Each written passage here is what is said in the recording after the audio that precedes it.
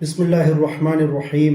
അൽഹംദുലില്ലാ അസ്സലാത്തു വസ്സലാമു അലാ റസൂലിൽ അമീൻ വ അലാ ആലിഹി വസഹ്ബിഹി അജ്മഈൻ. അമ്മാ ബഅദ്. അസ്സലാമു അലൈക്കും വറഹ്മത്തുള്ളാഹി.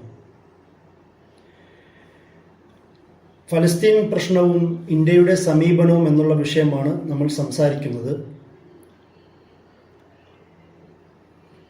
ഇന്ത്യ രൂപപ്പെട്ടതിന് ശേഷം, ആധുനിക ഇന്ത്യ രൂപപ്പെട്ടതിന് ശേഷം 1947 മുതൽ അതിനു മുമ്പ് തന്നെ ഇന്ത്യൻ സ്വാതന്ത്ര്യ സമര പശ്ചാത്തലത്തിലാണെങ്കിൽ പോലും ഫലസ്തീൻ എന്ന് പറയുന്ന പ്രദേശത്തോടും ഫലസ്തീനികളോടുമുള്ള ഐക്യദാർഢ്യവും ആന്റി കൊളോണിയൽ സാഹചര്യത്തിൻ്റെ പശ്ചാത്തലത്തിലും ഇന്ത്യൻ നാഷണൽ കോൺഗ്രസും ഇന്ത്യൻ ദേശീയ നേതാക്കൾ എല്ലാവരും ഫലസ്തീനിയ സമൂഹത്തിനോടൊപ്പമായിരുന്നു എന്ന് നമുക്ക് കാണുവാൻ കഴിയും.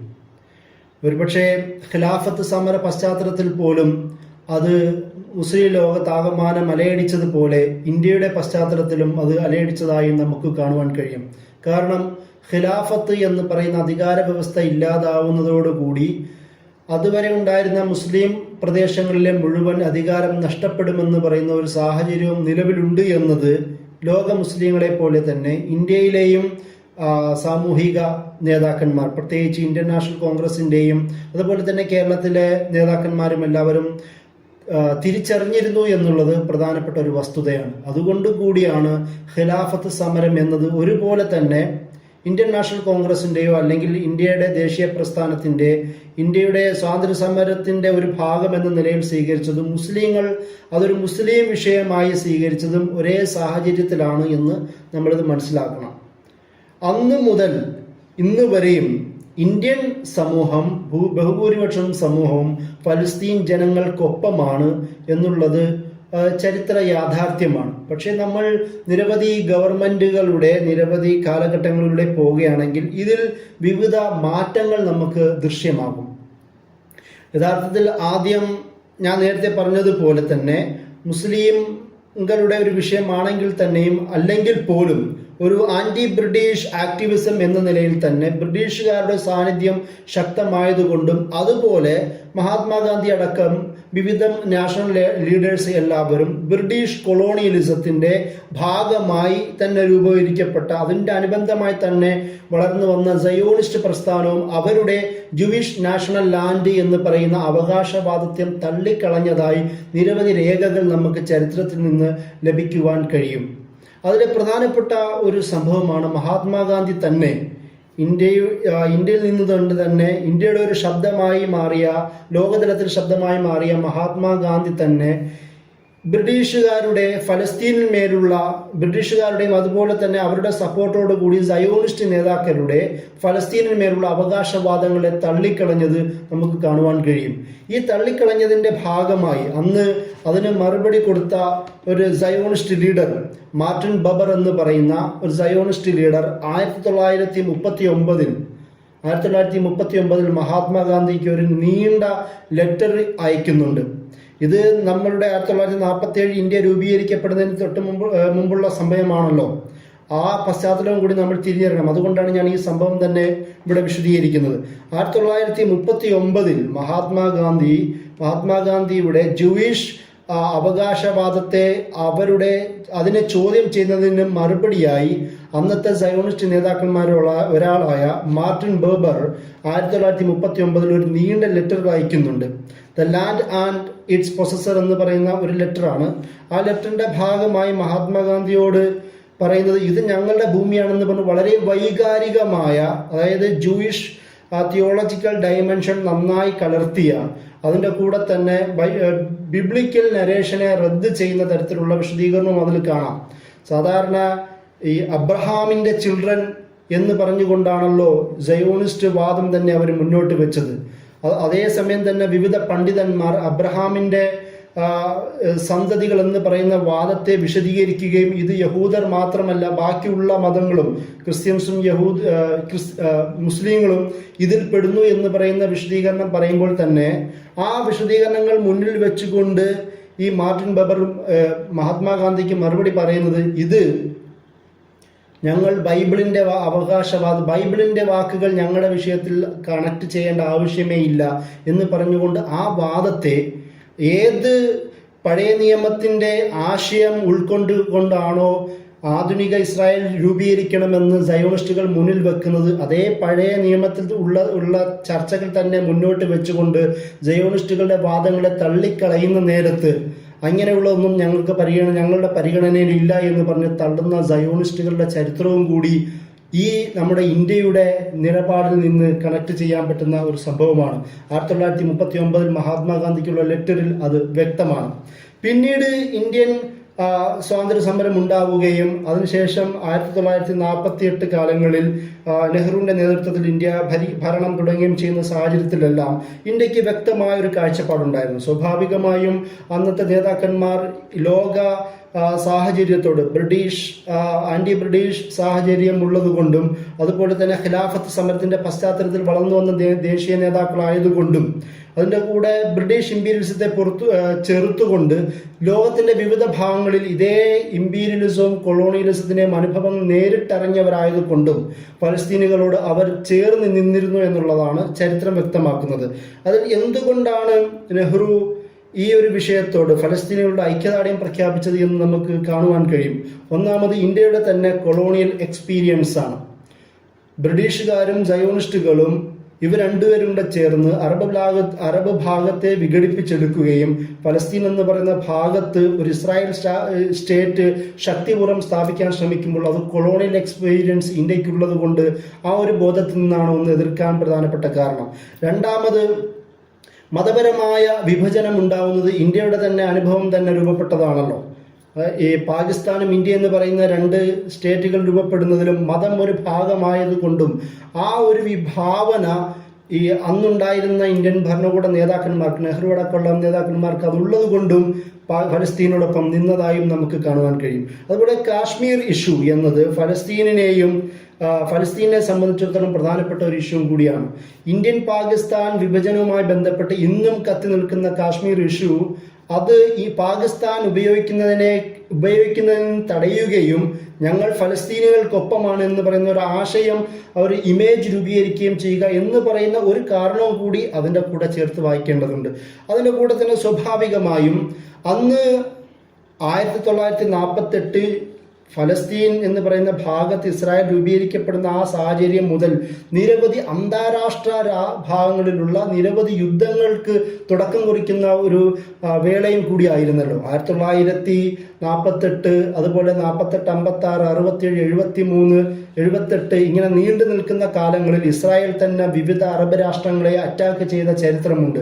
ഈ ഒരു പശ്ചാത്തലത്തിലെല്ലാം അറബ് രാഷ്ട്രങ്ങളുടെ സപ്പോർട്ട് ഇന്ത്യ പോലുള്ള ഒരു പുതിയ രാഷ്ട്രത്തിന് ആവശ്യമാണെന്ന് തിരിച്ചറിഞ്ഞതും ഈ ഫലസ്തീനോടുള്ള സപ്പോർട്ടിന്റെ പ്രധാന കാരണങ്ങളിലൊന്നാണ്. കാരണം അറബ് രാഷ്ട്രങ്ങളാണ്, അവിടെ എണ്ണ സമ്പന്നങ്ങളാണ്. പിന്നീടാണ് പല ഭാഗങ്ങളിലും എണ്ണ കണ്ടെത്തുന്നതെങ്കിൽ പോലും എണ്ണയുമായി ബന്ധപ്പെട്ടും ട്രേഡുമായി ബന്ധപ്പെട്ടുള്ള വിവിധ ഇടപാടുകൾ ചെറുതും വലുതുമായി ഇന്ത്യ ഈ അറബ് രാഷ്ട്രങ്ങളുമായി ഉണ്ടാക്കിയിരുന്നു. അതും കൂടി നിലനിർത്തുക എന്നതും ഒരു പ്രധാനപ്പെട്ട ഘടകമായിരുന്നു. ഇതിനേക്കാളും അപ്പുറം ഖിലാഫത്ത് സമര പശ്ചാത്തലത്തിൽ തന്നെ തുടങ്ങിയ എന്നാൽ പിന്നീട് നീണ്ടു നിൽക്കുന്ന മുസ്ലിം സെന്റിമെന്റ്സിനെ അതിനെയും കൂടി പരിഗണിച്ചിട്ടുള്ള ഒരു കാഴ്ചപ്പാടാണ് ഫലസ്തീനോടുള്ള ഇന്ത്യയുടെ നിലപാട്. ഒരുപക്ഷെ അന്നും ഇന്നും അതൊരു ഭാഗമായി നിലനിൽക്കുന്നുണ്ട്. അതുകൊണ്ടാണ് പിന്നീട് വന്ന ഭരണകൂടങ്ങൾ ഫലസ്തീനോടുള്ള സമീപനത്തിൽ മാറ്റം വരുത്തിയപ്പോൾ ഇന്ത്യയിലെ തന്നെ വിവിധ ഭാഗങ്ങളിൽ വിവിധ പ്രക്ഷോഭങ്ങളും പ്രതിഷേധങ്ങളും രൂപപ്പെടുന്നതും അത് ഭരണകൂടത്തിൽ ചലനങ്ങൾ സൃഷ്ടിക്കാൻ തക്ക കാരണങ്ങളായി മാറുന്നതും നമുക്ക് പിന്നീട് കാണാവുന്ന കാര്യങ്ങളാണ്. ഇത് 1948 നെഹ്റുവിന്റെ ഭരണകാലത്ത് അതിനുശേഷമുള്ള കാലത്തെക്കുറിച്ചാണ് ഞാനിപ്പോൾ പറഞ്ഞത്. ഇത് ചരിത്രത്തിന്റെ വിവിധ ഘട്ടങ്ങളിൽ ഇന്ത്യൻ ഭരണകൂടം ഫലസ്തീനികൾക്കൊപ്പം നിന്ന ചരിത്ര സന്ദർഭങ്ങളുണ്ട്. 1967 അന്ന് 6 ഡേ വാർ എന്ന് വിളിക്കപ്പെടുന്ന ആ യുദ്ധത്തെ ഒരുപാട് പ്രദേശങ്ങൾ ഇന്ന് നമ്മൾ ഫലസ്തീനിൽ കാണുന്ന ഗസ, വെസ്റ്റ് ബാങ്ക്, ജെറൂസലേം അടക്കമുള്ള പ്രദേശങ്ങളും പലതും ഇസ്രായേൽ പിടിച്ചെടുത്തത് ഒരുപക്ഷെ അന്ന് UN അടക്കമുള്ള അന്താരാഷ്ട്ര സമൂഹത്തിന് ശക്തമായ പ്രതിഷേധത്തിന് കാരണമായിരുന്നു. അതിന്റെ ഭാഗമായി UN ഒരു റെസൊല്യൂഷൻ 242 റെസൊല്യൂഷൻ പ്രമേയം പാസാക്കി. ആ റെസൊല്യൂഷനെ ഇന്ത്യ അനുകൂലിച്ചു, അതിനുവേണ്ടി വോട്ട് ചെയ്തു എന്നതും നമുക്ക് കാണുവാൻ കഴിയും. അതേ ഒരു പശ്ചാത്തലത്തിൽ തന്നെ UN-ന്റെ 53-ാം സെഷൻ നടന്ന ആ കോൺഫറൻസിൽ പോലും ഫലസ്തീനികളുടെ സെൽഫ് ഡിറ്റർമിനേഷൻ, സ്വയം ഭരണാധികാരത്തെക്കുറിച്ചും അവരുടെ സ്വാതന്ത്ര്യത്തെക്കുറിച്ചും അവരുടെ അവകാശത്തെക്കുറിച്ചുമുള്ള ആ പ്രമേയം, അതൊരു ചർച്ചയും ഇന്ത്യ അതിനോടൊപ്പം ആയിരുന്നു എന്ന് നമുക്ക് കാണുവാൻ കഴിയും. ഈ 1967 യുദ്ധത്തെ പശ്ചാത്തലത്തിൽ ശക്തമായ ഭാഷയിലാണ് ഇന്ത്യ ഇസ്രായേലിനെ വിമർശിച്ചതും കാണുവാൻ കഴിയും. അതിനുശേഷം 1970-കളിൽ 1959 ഫത്തഹ് യാസർ അറഫാത്തിന്റെ നേതൃത്വത്തിൽ രൂപീകരിക്കപ്പെടുന്നത്. 1964 അറബ് ലീഗിന്റെ നേതൃത്വത്തിൽ PLO എന്ന് പറയുന്ന ഫലസ്തീൻ ലിബറേഷൻ ഓർഗനൈസേഷൻ എന്ന് പറയുന്ന ഒരു അംബ്രല്ല, നിരവധി സംഘടനകളുടെ ഒരു അംബ്രല്ല രൂപീകരിക്കപ്പെടുന്നത്. അതിന്റെ തന്നെ ലീഡേഴ്സായി മാറിയ യാസർ അറഫാത്തിനും ആ PLOയെയും 1970 തന്നെ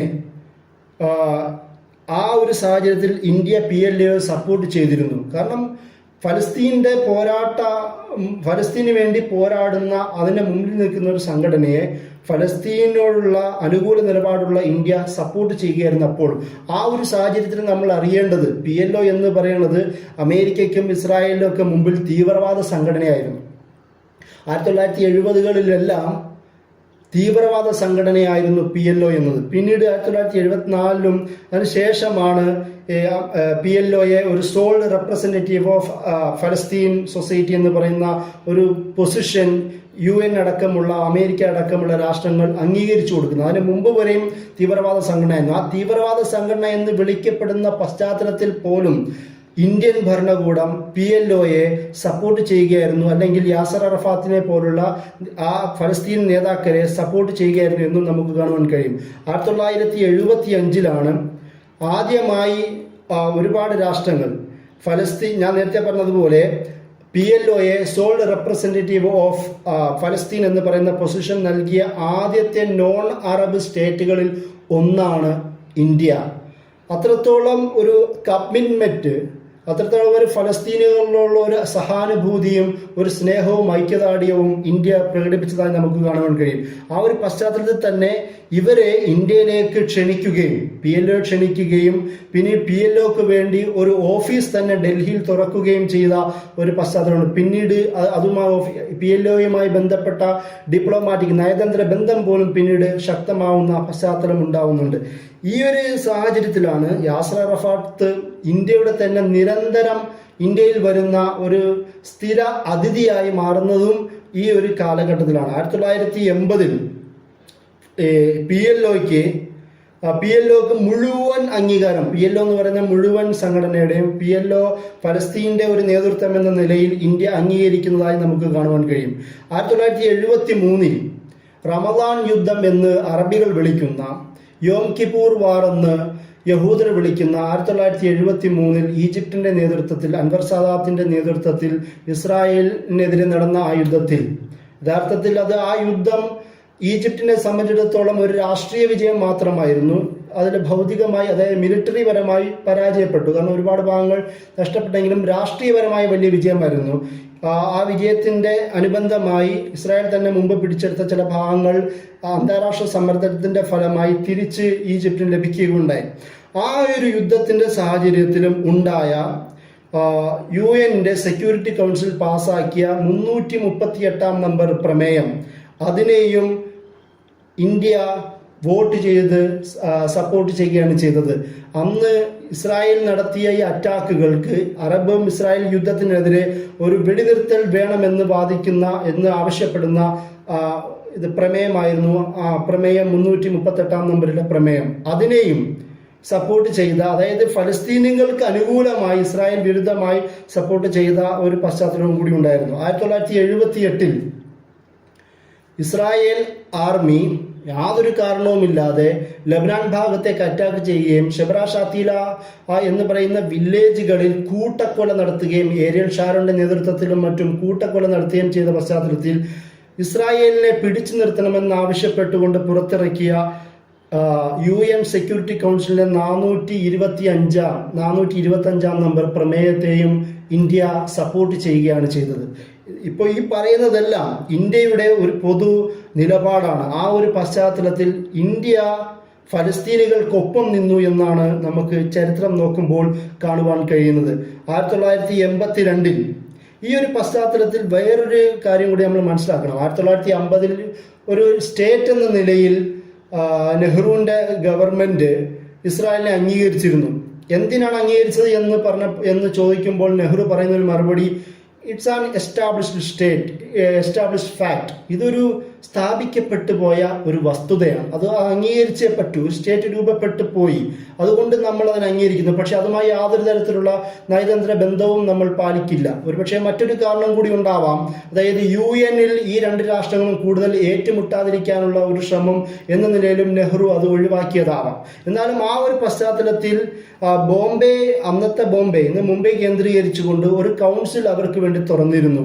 ആ കൗൺസിൽ തുറന്നത് ഈ ക്രിസ്ത്യൻ തീർത്ഥാടകർക്കുള്ള യാത്രയ്ക്കുള്ള വിസയ്ക്കും അതുപോലെ തന്നെ ഇന്ത്യയിലുള്ള ജൂയിഷ് കമ്മ്യൂണിറ്റിക്ക് ഇസ്രായേലിൽ പോകാനുള്ള വിസയ്ക്ക് വേണ്ടി മാത്രമായിരുന്നു ഈ കൗൺസിൽ തുറന്നിരുന്നത്. എന്നാൽ 1982 ഈ കൗൺസിലെ ജനറൽ ഇന്ത്യയുടെ ഫോറിൻ പോളിസിയുമായി ബന്ധപ്പെട്ട് ഇന്ത്യയെ വിമർശിച്ച സാഹചര്യത്തിൽ അത് അടയ്ക്കുകയാണ് ചെയ്തത്. ഏകദേശം 6 വർഷക്കാലത്തോളം ആ കൗൺസിൽ അടച്ച ചരിത്രം ഇന്ത്യയിലുണ്ട്. 1988 അത് വീണ്ടും ഓപ്പൺ ചെയ്തത്. 1988 അതേ വർഷം തന്നെ ഒന്ന് ആലോചിച്ച് നോക്കുക, ഇന്ത്യൻ ഫോറിൻ പോളിസിയെ വിമർശിച്ചതിന്റെ ഫലമായി കൗൺസിൽ അടച്ച് 6 വർഷക്കാലം അടയ്ക്കുന്ന ഒരു ചരിത്രമുള്ളതാണ് ഇന്ത്യ. അതേ 1988 തന്നെ യാസർ അറഫാത്ത് ഫലസ്തീനിനെ ഒരു സ്റ്റേറ്റായി പ്രഖ്യാപിക്കുന്ന ഒരു ഫലസ്തീനിയൻ ഡിക്ലറേഷൻ വെസ്റ്റ് ഏഷ്യൻ ഭാഗത്ത് സംഭവിക്കുന്നുണ്ട്. ആ ഡിക്ലറേഷനെ ഇന്ത്യ മുഴുവനായും അംഗീകരിക്കുകയും ഫലസ്തീനിനെ ഒരു സ്റ്റേറ്റ് എന്ന നിലയിൽ അംഗീകരിക്കുകയും ചെയ്യുന്ന ചരിത്ര സംഭവം 1988 നടക്കുന്നുണ്ട്. എന്നാൽ 1990കളോടുകൂടി ഫലസ്തീനിന്റെ രാഷ്ട്രീയത്തിലും അറബ് രാഷ്ട്രീയത്തിലും വ്യക്തമായ മാറ്റങ്ങൾ സംഭവിക്കുന്നുണ്ട്.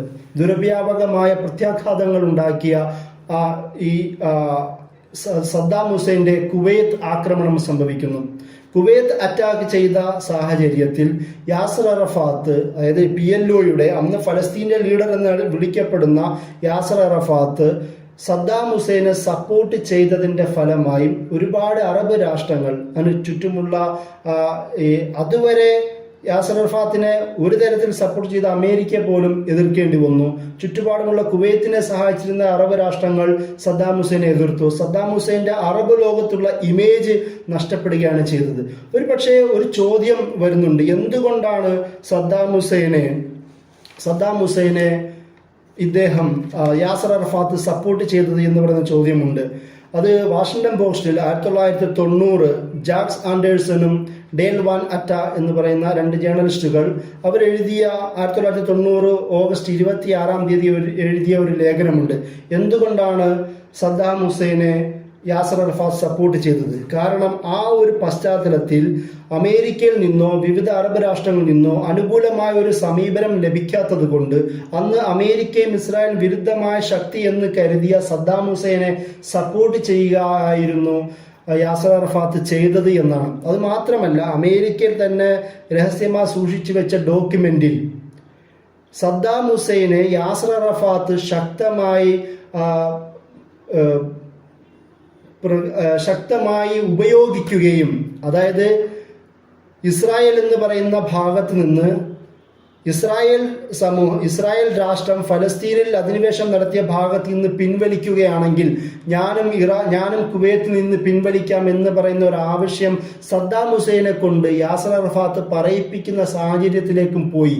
ആ ഒരു തരത്തിൽ ഇങ്ങനെ ഒരു മിലിറ്ററി അറ്റാക്ക് നടത്തിയ മറ്റൊരു രാഷ്ട്രീയ നേതാവിനെ കൂടുതൽ ഉപയോഗപ്പെടുത്തി ഇസ്രായേലിനെതിരെ ഫലസ്തീനു വേണ്ടി സംസാരിപ്പിക്കാനുള്ള ശ്രമം പോലും യാസർ അറഫാത്ത് നടത്തിയെന്നാണ് ജാക്ക് ആൻഡേഴ്സൺ ആ ഡോക്യുമെന്റ് ഉദ്ധരിച്ചുകൊണ്ട് 1990 ഓഗസ്റ്റ് 26 എഴുതിയ ആ ആർട്ടിക്കിളിൽ സൂചിപ്പിക്കുന്നത്.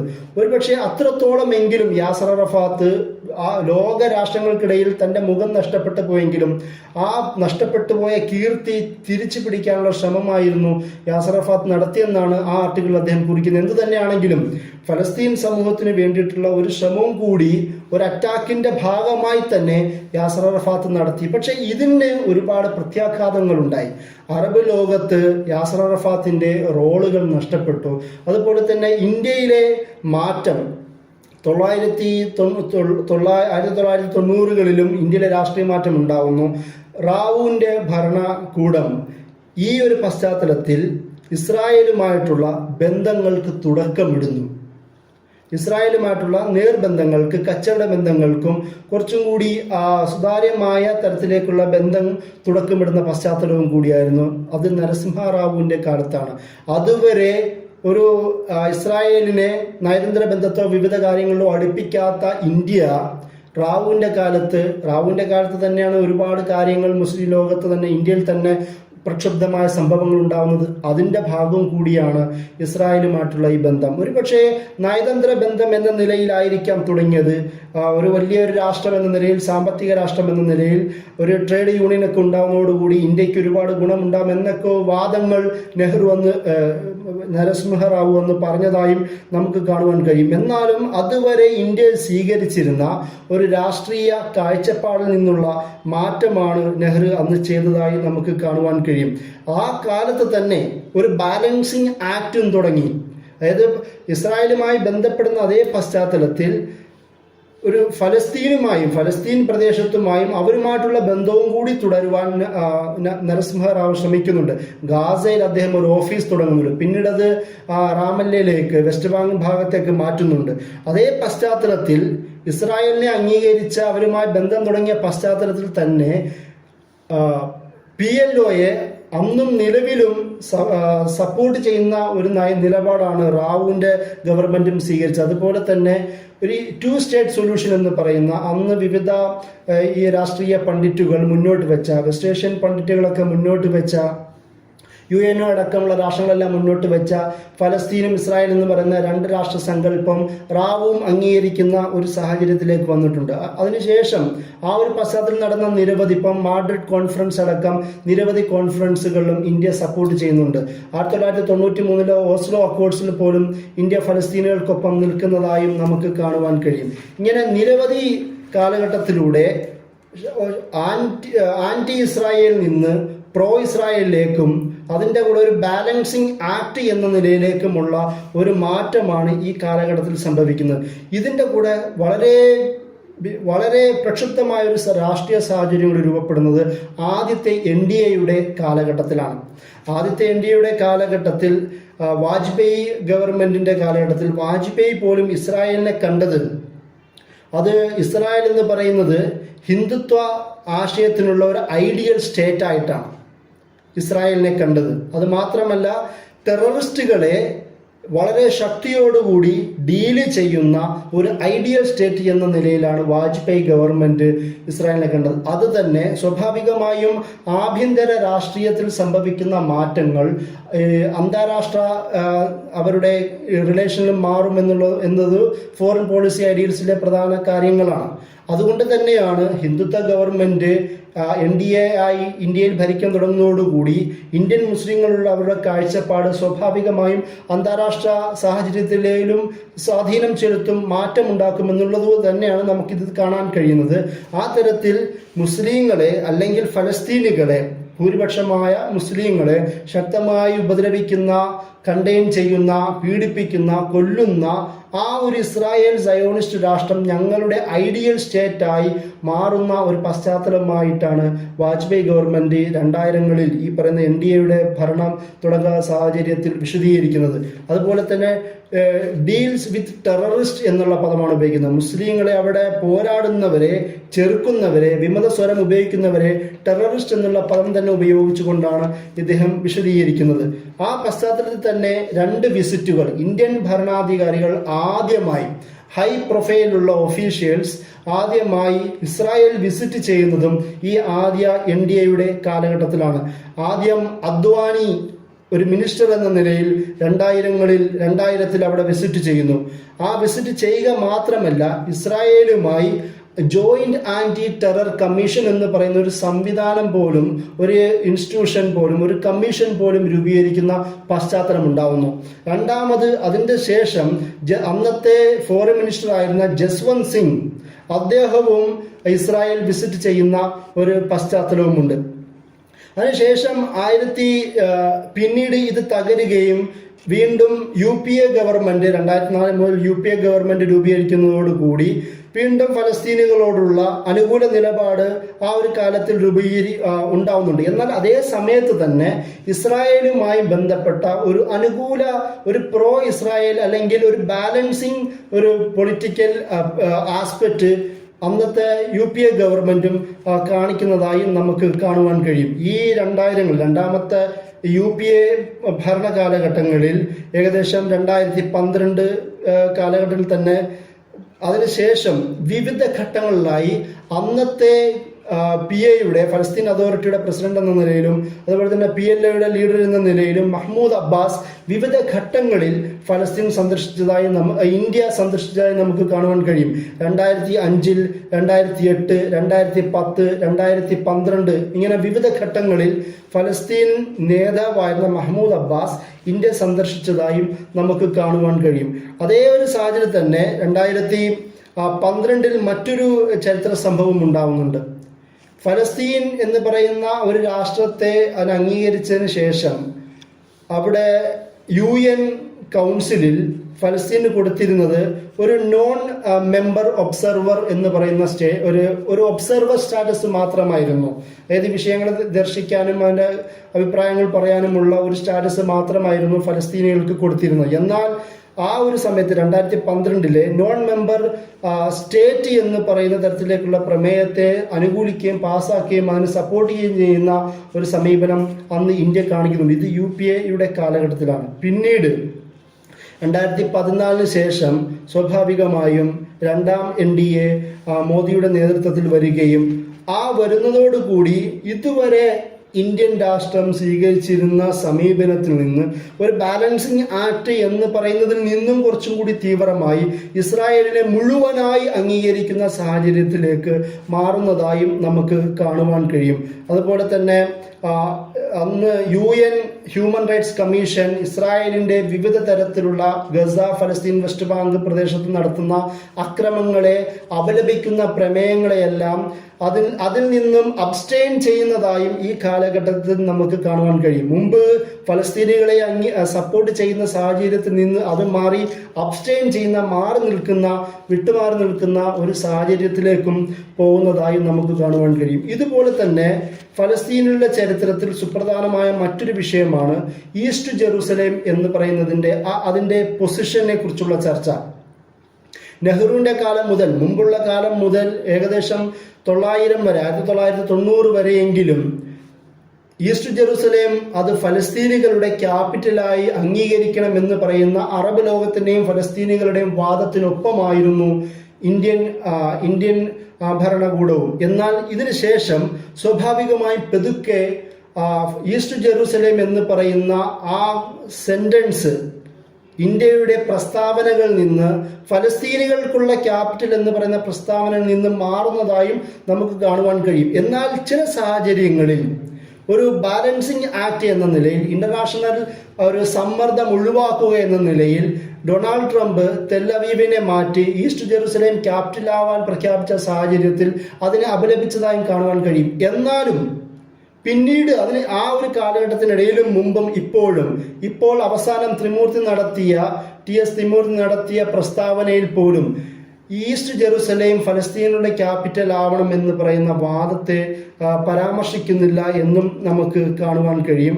ഈ ഒരു തരത്തിൽ ഫലസ്തീൻ വിഷയത്തിൽ നിന്ന്, അതുപോലെ തന്നെ ഫലസ്തീനികളുടെ അവകാശവാദത്തിൽ നിന്ന് മാറുകയും ഇസ്രായേലികളോട് കൂടുതൽ ബന്ധമുണ്ടാക്കുന്ന ഒരു സാഹചര്യത്തിലേക്ക് ഇന്ത്യ മാറുന്ന ഒരു സാഹചര്യം കൂടിയുണ്ട്. അത് മാത്രമല്ല, കാശ്മീരിൽ അവിടുത്തെ സൈന്യത്തെ ട്രെയിൻ ചെയ്യുവാൻ ഇസ്രായേലി സൈന്യത്തെ വിളിക്കുന്ന വാർത്തകൾ പോലും പരക്കുന്ന ഒരു സാഹചര്യവും കൂടിയാണ് ഇന്ന് നിലവിലുള്ളത് എന്ന് നമുക്ക് മനസ്സിലാക്കുവാൻ കഴിയും. കഴിഞ്ഞ ഈ മാസം മെയ് 17 TS ത്രിമൂർത്തി അദ്ദേഹം UN നടന്ന ഏകദേശം 4-5 മിനിറ്റ് നീണ്ടു നിൽക്കുന്ന ആ പ്രസ്താവനയിൽ ശക്തമായി ഇസ്രായേലി ഗവൺമെന്റിന്റെ ആക്രമണങ്ങളെ വിമർശിക്കുന്നതായി നമുക്ക് കാണുവാൻ കഴിയും. അതുപോലെ തന്നെ ഹറമിനെ രക്ഷിക്കണമെന്നൊക്കെ അദ്ദേഹം പറയുന്നുണ്ട്. എന്നാൽ അതേ സമയം തന്നെ ആ ഒരു കമന്റ് യഥാർത്ഥത്തിൽ പ്രോ ഇസ്രായേലുമല്ല, പ്രോ ഫലസ്തീനുമല്ല, അതുപോലെ തന്നെ ഇസ്രായേലിനെ അത്രത്തോളം സന്തോഷിപ്പിക്കുന്ന വാർത്തയുമല്ല. രണ്ട് ബാലൻസ് ചെയ്ത് കിടക്കുന്ന ഒരു വാർത്തയാണ്. അതേ കമന്റിൽ തന്നെ ഫലസ്തീനികൾ റോക്കറ്റ് ആക്രമണം